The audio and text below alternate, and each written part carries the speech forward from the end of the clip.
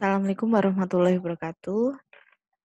Hari ini kita akan diskusi kembali tentang perencanaan pendidikan, kesehatan. Artinya, ketika kalian besok akan melakukan pendidikan kesehatan atau penyuluhan, apa sih yang harus dipersiapkan? Kayak gitu, nggak tiba-tiba bedunduk ya, tiba-tiba, "Oh ya kamu bikin leaflet ya, aku bikin ini ya," tapi harus direncanakan. Makanya hari ini kita akan, sharing materi terkait apa saja yang harus direncanakan sebelum melakukan penyuluhan kesehatan ke, individu, keluarga, ataupun masyarakat. Oke, apa sih pendidikan kesehatan? Sekumpulan pengalaman yang mendukung kebiasaan, sikap, dan pengetahuan yang berhubungan dengan kesehatan individu, masyarakat, maupun, ras ya di sini. Ini definisi dari Wood, sementara, menurut Niswander bahwa yang namanya pendidikan kesehatan ini adalah proses perubahan perilaku dan bukan hanya proses pemindahan materi dari seorang ke orang lain dan bukan pula, seperangkat prosedur. Jadi yang namanya pendidikan kesehatan ini adalah tujuannya adalah perubahan perilaku kesehatan, bukan hanya, "Oh, yang penting aku udah ngasih materi, udah selesai." Enggak. Tapi kita niatkan, harapannya dengan kita ngomong, perilaku dari si individu, pasien, keluarga, masyarakat itu berubah. Mudeng ya? Jadi bagaimana kita membujuk mereka, bagaimana, kita ngomong tapi mereka akhirnya ikut. Nah, itu kan susah ya, kayak kayak orang jualan kan misalnya, "Oh ini loh, saya punya, produk yang bisa memutihkan." Nah misalnya, kan gimana caranya kita, ngomong juga dengan adanya bukti juga yang akhirnya jadi orang mau beli. Nah sama dengan kita melakukan pendidikan pendidikan kesehatan, gimana cara kita ngomong, bagaimana cara kita menampilkan, media yang bagus agar mereka nantinya mau merubah perilaku kesehatan. Karena memang merubah perilaku itu hal yang susah ya, yang awalnya merokok jadi tidak merokok, yang awalnya tidak olahraga jadi olahraga, itu kan, kalau nggak dikasih tahu dan niat sendiri dari individu itu susah, dan niat itu dipengaruhi oleh pengetahuan. Lah, fungsi kita adalah mentransfer pengetahuan yang agar, si individu tadi adalah berubah perilakunya, mudeng ya? Jadi bukan hanya, kita transfer pengetahuan, enggak, tapi kita niatkan juga agar ini tujuan akhirnya adalah perilakunya berubah. Oke. Lah, terus selanjutnya ini adalah, tujuan pendidikan kalau hanya, agar pengetahuan pasien meningkat. Ini tingkatannya, oh pengen pasien hanya misalnya tentang penyakitnya. Kita pengen, melakukan pendidikan kesehatan agar pasien hanya ingat saja, atau agar pasien itu paham, atau agar pasien, bisa mengaplikasikan. Atau agar pasien bisa menganalisis ini kurang satu ya, sintesis, agar bisa mengevaluasi atau, kreatif, ya.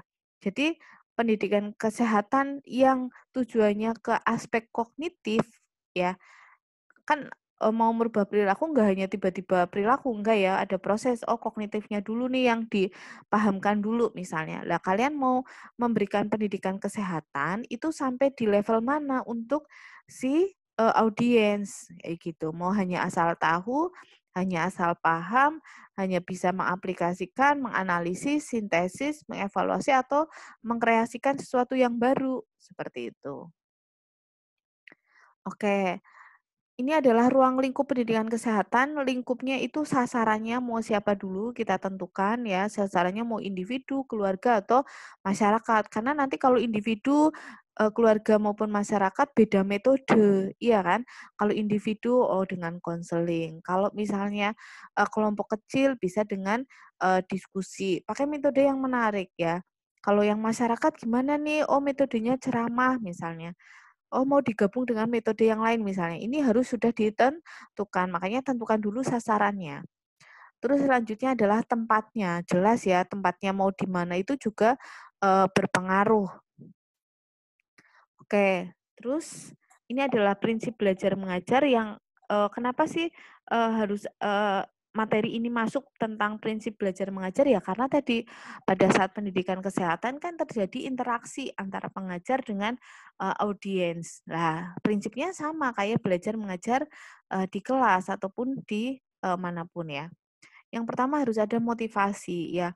Motivasi ini dari dua belah pihak ya, dari audiens maupun dari pemateri. Nah, dari audiensnya, oh iya ya, bahwa ini Penkes ini penting, kenapa ya? Kayak gitu. Oh, aku pengen hidupku sehat lah misalnya. Jadi yang pertama adalah motivasi. Terus yang kedua adalah kesiapan. Kesiapan ini ya sama dari audiens maupun dari pemateri ya. Audiensnya ngantuk, kurang siap, ya kan? Terus pematerinya belum siap tempat, belum siap media pembelajarannya, ya akhirnya berpengaruh. Makanya prinsip ini harus diperhatikan. Terus selanjutnya adalah pelibatan aktif. Pelibatan aktif ini si pengajar harus pinter-pinter membuat audiensnya aktif. Gimana caranya audiens aktif? Oh, bisa aja misalnya di sela-sela ceramah tiba-tiba kasih pertanyaan, ya kan? Terus harus ada umpan balik. Umpan balik tuh gimana?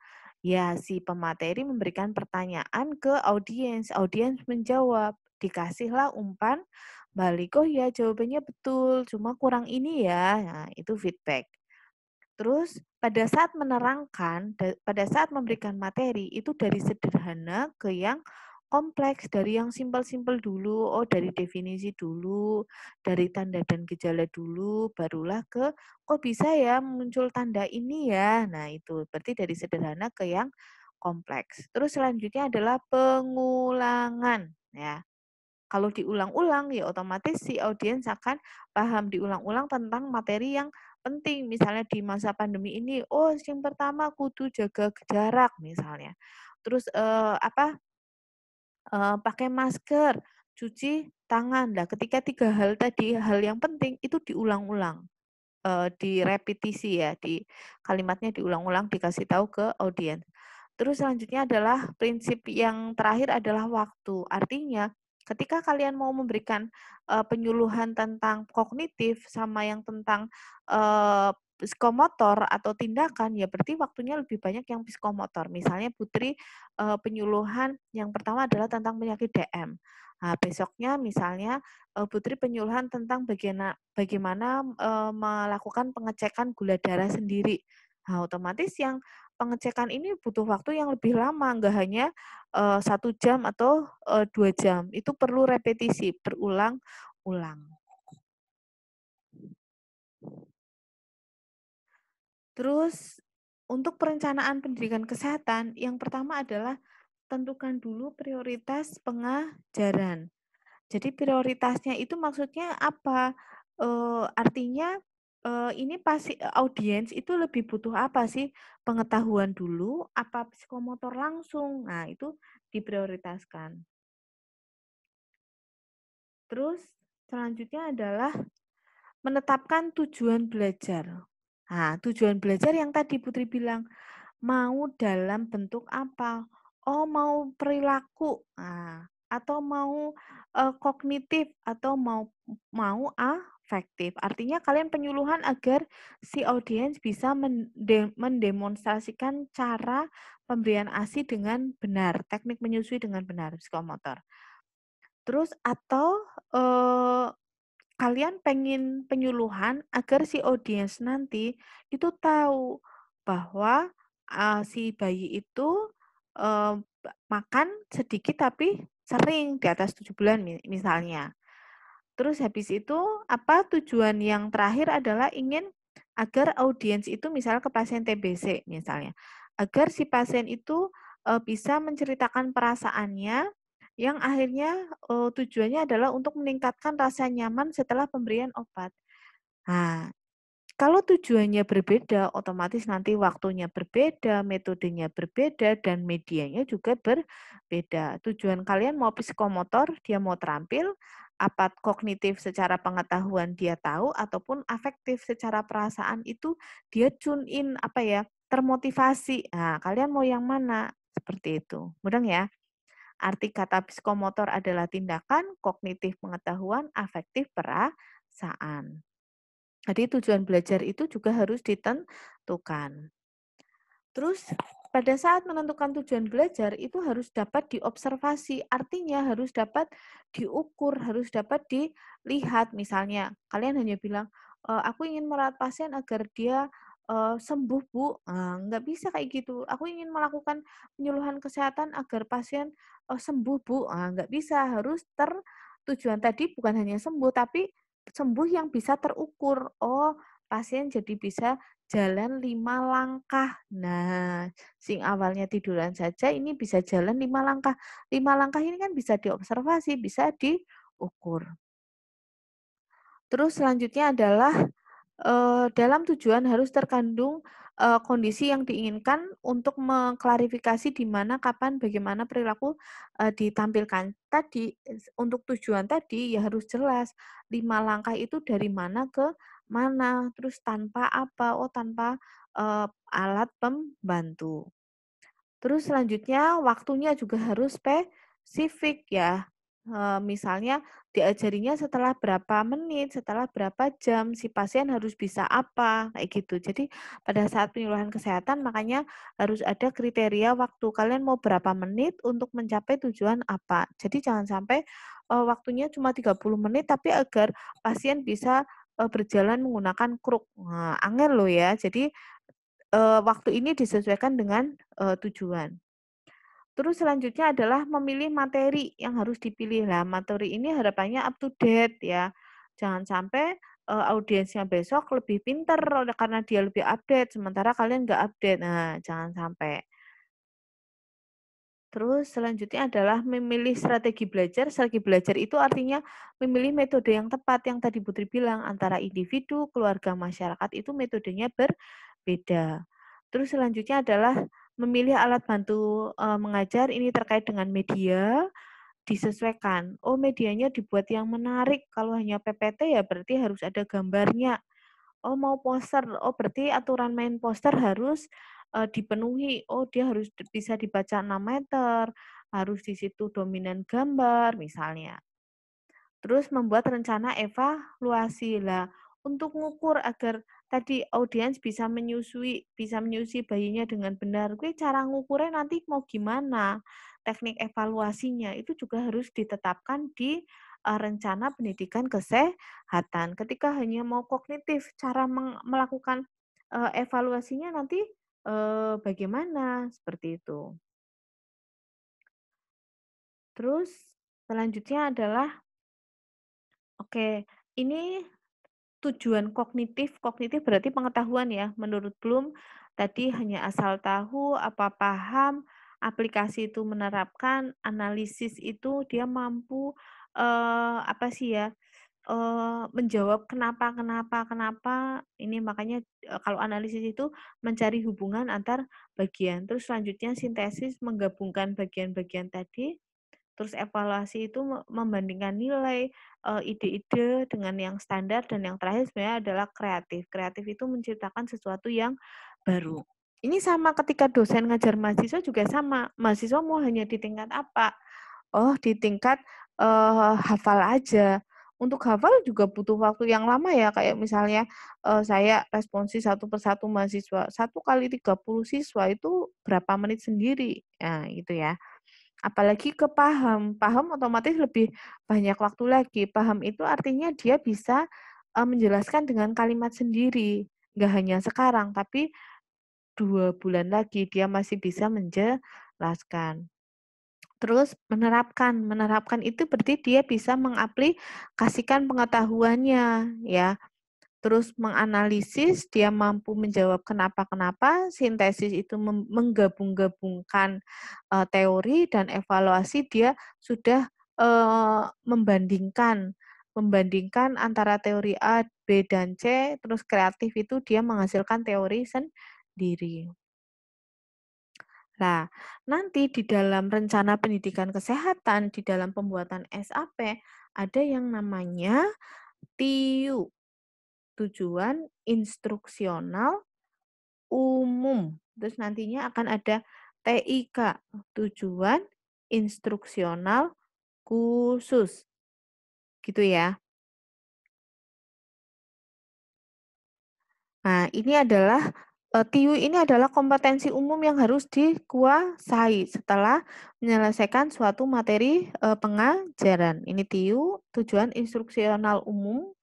Terus kalau Nah, ini pada tahun 1950 TIU ini masih bersifat kabur. Nah, tahun 80 sudah mulai TIU itu harus kata kerja yang dapat diukur, diobservasi, eh, dan bersifat operasional ya. Oke, TIK, tujuan instruksional khusus, artinya tujuan khususnya pengajaran. Kalau tadi tujuan umumnya pengajaran, kalau ini adalah tujuan khususnya pengajaran. Oke, di TIU TIK itu harus ada yang namanya A, B, C, D.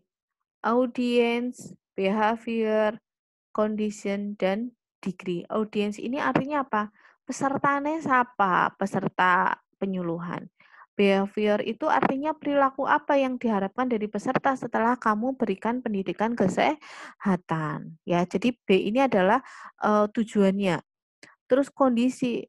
Kondisi apa yang kamu sudah berikan ke audiens agar bisa mencapai behavior. Oh, setelah diberikan pengajaran selama 2 jam, Bu. Oh, oke, ini bisa jadi kondisi. Degree-nya mau gimana? Pengetahuannya mau 100% tahu terkait dengan penyakit TBC atau hanya 80% tahu? Nah, ini adalah degree-nya, derajatnya. Mudeng, audiens adalah apa? Pesertanya, behavior itu tujuannya, artinya audiens itu biar bisa apa? Mau tahu, mau bertindak ataupun mau afektif ya, mau perasaannya, motivasinya meningkat. Kondisi itu setelah kita lakukan penyuluhan berapa menit atau setelah kita latih berapa menit. Degree-nya, derajatnya mau 100% mampu, paham ataupun hanya 80% ya. Nah, ini audience behavior itu adalah perilakunya, performance-nya, kondisi, degree-nya adalah kriterianya.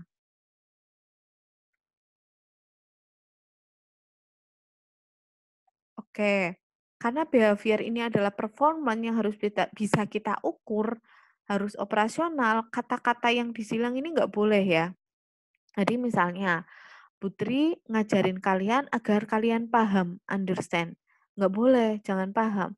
Tapi misalnya Putri ngajari misalnya Amin agar Amin mampu mengulang misalnya, mampu mengulang kalimat tentang penyakit TBC. Nah, mudah ya. Terus mampu menuliskan kembali to write ya untuk menuliskan kembali tentang penyakit TBC. Nanti kan hasil tulisannya. Amin nanti Putri cek kalau tulisannya kurang oh berarti dia urung mudeng.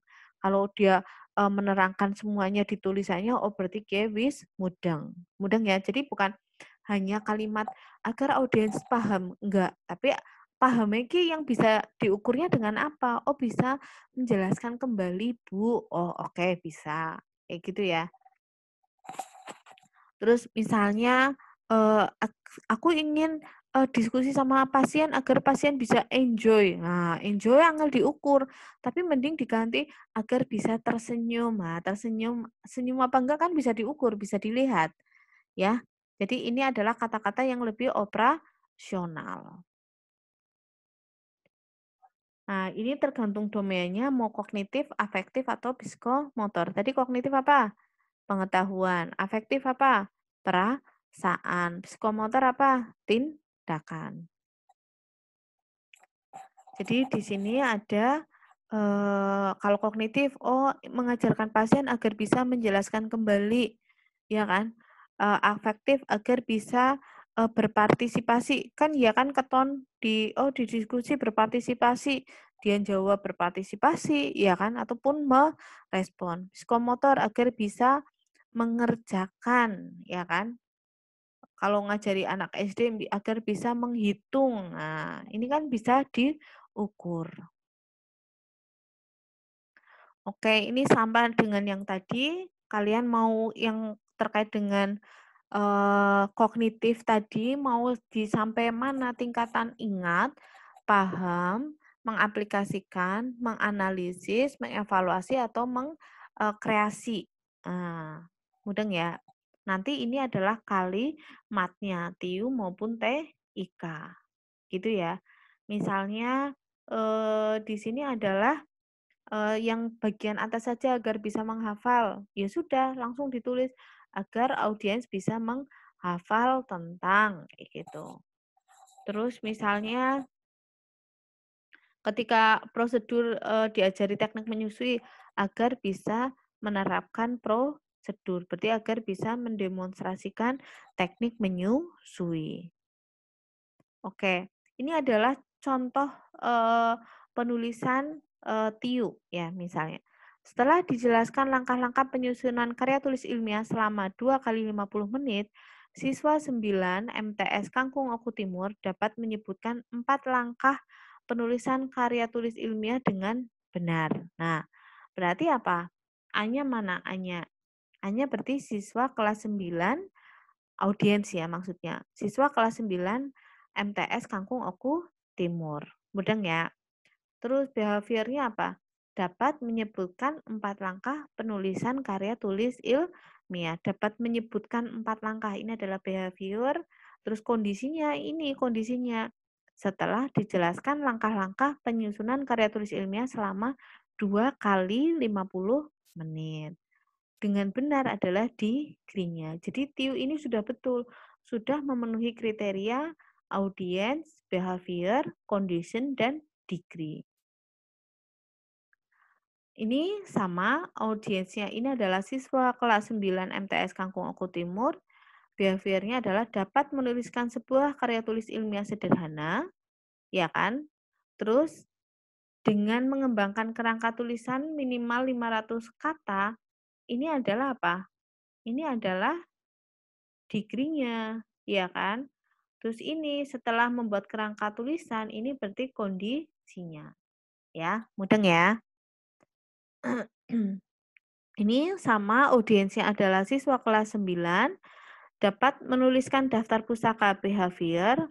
Kondisinya setelah dijelaskan cara menuliskan daftar pustaka, ya kan? Kondisi kan syarat. Syarat untuk mencapai behavior. Dengan tepat ini adalah degree-nya. Ini pokok bahasan judul, kita lewati, nanti langsung dicontohkan di pembuatan SAP-nya. Terus sumber pustaka, ini komponen apa yang ada di SAP ya.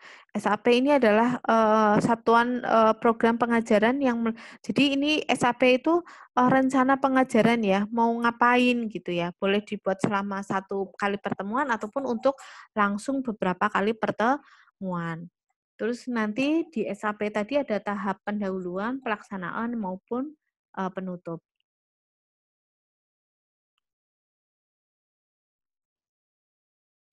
Terus selanjutnya adalah di tahap pendahuluan berarti tahap persiapan sebelum materi ya. Di sini nanti ada kenalan, ada persepsi ya. Butuh waktunya 5 sampai 10 menit saja. Cuma di tahap pendahuluan ini tetap harus apa ya diperhatikan ya karena biasanya orang itu akan tertarik karena melihat awalnya. Oh, awalnya kelihatannya bagus nih, dia akan tertarik untuk mengikuti materi selanjutnya. Tapi nek pendahuluannya wis nggak menarik ya, dia akan jadi nggak termotivasi termotivasi untuk masuk ke tahap isi ya. Jadi pendahuluan itu ngaruh ya. Ini tahap penyajian ketika kalian memberikan materi ke audiens. Di sini nanti dibahas tentang kalian memberikan uraian, contoh-contoh maupun latihan. Tahap penutup ini adalah evaluasi untuk mengukur behavior ya, dan juga ada umpan balik pada saat di tahap penutup. Oke, itu terus selanjutnya adalah kita ke share screen untuk materi yang kedua,